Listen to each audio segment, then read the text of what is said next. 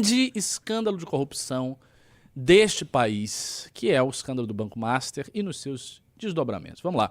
Troca de farpas entre Gilmar e Mendonça em julgamento de pai de Vorcaro. Deixa eu ler a notícia rapidamente. Os ministros Gilmar Mendes e André Mendonça trocaram farpas nesta terça-feira durante a sessão da segunda turma do STF. Os ministros divergiram sobre a prisão de Henrique Vorcaro, pai do banqueiro Daniel Vorcaro, que acabou sendo mantida por 3-1. Gilmar votou para enviar Henrique à prisão domiciliar e fez críticas à prisão dele e o de outros investigados na Operação Compliance Zero. Ao fazer comparações com a Operação Lava Jato, o ministro levantou a possibilidade de que as prisões seriam uma forma de pressionar por delações premiadas. Pode baixar. Mendonça rebateu, afirmando que a Lava Jato não estava em julgamento e declarando que forçar os investigados a fecharem a colaboração seria trabalho abjeto. Pega um parêntese que eu vou falar um pouco da Lava Jato e da profunda hipocrisia, nojenta hipocrisia do judiciário brasileiro. O que acontece, né? Na época da Lava Jato, muitas e muitas vozes se ergueram para falar dos problemas jurídicos da Lava Jato. Não, porque a Lava Jato está infringindo o princípio da ampla defesa, porque a Lava Jato processualmente é um problema e blá blá blá. E tanto isso aconteceu que, no final das contas, boa parte dos julgamentos da Lava Jato foram desconstituídos em tribunais superiores, justamente alegando essas mesmas coisas, problemas, vícios de dogmática, que não podia isso, não podia aquilo, vazamentos de áudios que não podia ser feito e etc, etc, etc, etc. E eu me lembro que um dos campeões para falar disso era o tal do Reinaldo Azevedo. O Reinaldo Azevedo falava da Lava Jato direto sobre isso. Isso aqui é um absurdo, a Constituição brasileira, porque blá blá blá, e a Constituição, e o direito, e a dogmática. Era essa a conversa. E na época, eu já achava isso uma conversa fiada. Porque eu pensava, esses caras não estão tão preocupados assim com a doutrina do direito. Tá todo mundo muito preocupado com a doutrina do direito. Não, eu estou aqui conservando a doutrina do direito. Sim, sabe, eu sou um legalista. O Rui Barbosa, o cara, o Clóvis Bevilacqua, infringiu a regra do direito. Meu Deus do céu, que absurdo. Me sinto aqui como jurista ferido no meu coração. Conversa fiada. Só que aí o que aconteceu com o sistema jurídico brasileiro? Este mesmo sistema jurídico, que fez todas essas críticas à Lava Jato, dizendo, o problema da dogmática, criou aberrações grotescas para perseguir bolsonaristas. Porque isso aconteceu. E pessoas que criticam o STF. E veja, eu não estou fazendo uma defesa do bolsonarismo, até porque eu acho que o Jair Bolsonaro tentaria um golpe de Estado. E estava em vias de dar um golpe de Estado se tivesse condição. Então as coisas que acontecem com o Bolsonaro eu acho que são justas, são até pouco, né? Bolsonaro não deve, da nossa parte, ter nenhum tipo de comiseração ou pena. Ele é um criminoso. Bolsonaro é um criminoso e ele queria sim botar todo mundo na cadeia, inclusive o MBL. Se a ele fosse permitido ter o poder e colocar todos nós na cadeia, ele teria feito isso.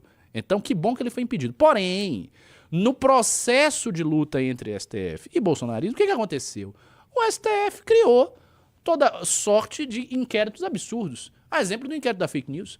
O inquérito da fake news que tem vícios jurídicos bizarríssimos. Todos os juristas falam isso. Eu fiz uma entrevista com um jurista e advogado eleitoral do Movimento Brasil Livre. E tá na Valete, tá numa das edições da... tá nessa aqui, pô, claro. Essa aqui, ó, a Valete que vocês não estão querendo. Aqui, o Judiciário contra as Cordas. Tem uma entrevista dele, deixa eu ver se eu pego aqui, pô. É um perfil que eu fiz com ele. Cadê? Onde é que tá esse negócio, velho? Perfil, cadê? Aqui, página 9 dessa revista. Tem um perfil aqui do advogado Arthur Rolo, desse camarada aqui. Olha só, esse carinha aqui. E neste perfil, cujo título eu coloquei, Quem Vigia os Vigilantes? A Crise Moral do Judiciário. A gente fez uma entrevista com ele, que é um jurista importante do direito eleitoral e do direito do consumidor do Brasil. Do Brasil, cara, esse cara é muito importante. E a gente conversou sobre, entre outros assuntos, a questão da crise do judiciário.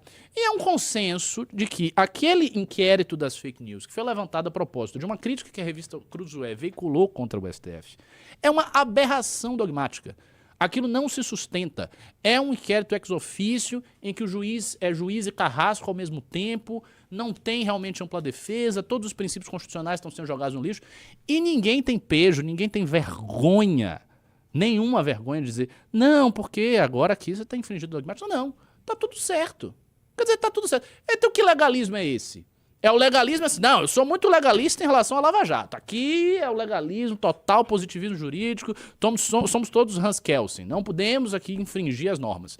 Aí quando você vem uma coisa que interessa a ampliação do poder do STF, não, agora não somos mais legalistas. Aí é uma questão de interpretações extensivas, hermenêuticas polonesa de sabe-se lá o quê, democracias muito ampliadas, enlarguecidas, que fazem isso, fazem aquilo. Ou seja, conversa fiada, conversa mole. Ninguém está interessado em dogmática jurídica. Isso é uma conversa que só encanta os olhos de bacharéis do direito, de advogados que acabaram de se formar e que não sabem como a vida é. Essa é a verdade. A vida é tráfico de influência, é poder, entendeu? É quem manda mais, quem tem mais dinheiro, quem tem mais bala na agulha, e é isto aí. Lógico, eu não sou exagerado a ponto de dizer que, portanto, o arcabouço jurídico não significa nada.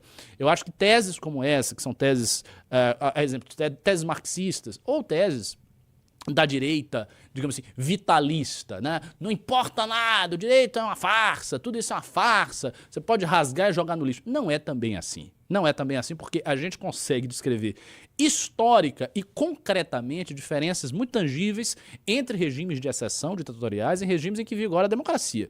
Ainda que seja uma democracia, como dizem os franceses, uma democracia manquée, uma democracia com problemas, uma democracia com dificuldades, como é o caso da democracia brasileira. Mas há uma diferença. Obviamente há uma diferença e a gente não pode borrar a diferença como se ela não existisse.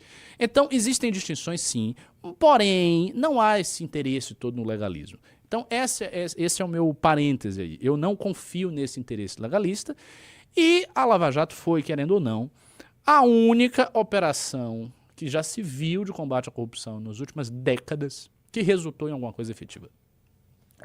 A população brasileira viu corruptos indo para a cadeia. Ponto final. Isso aconteceu no nosso país. E depois foi desconstituída e todo mundo saiu.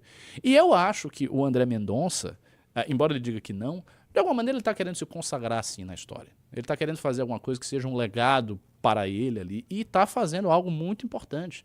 Ele está com o prestígio pessoal e a força que ele tem como ministro do STF, levando adiante a investigação, levando adiante o julgamento do Banco Master e, assim, se não fosse ele, sinceramente, talvez isso aí já tivesse dado em pizza há muito tempo. Então, fico feliz com o trabalho do ministro André Mendonça. Grande surpresa, espero que ele continue fazendo isso e esperemos que as delações saiam, né?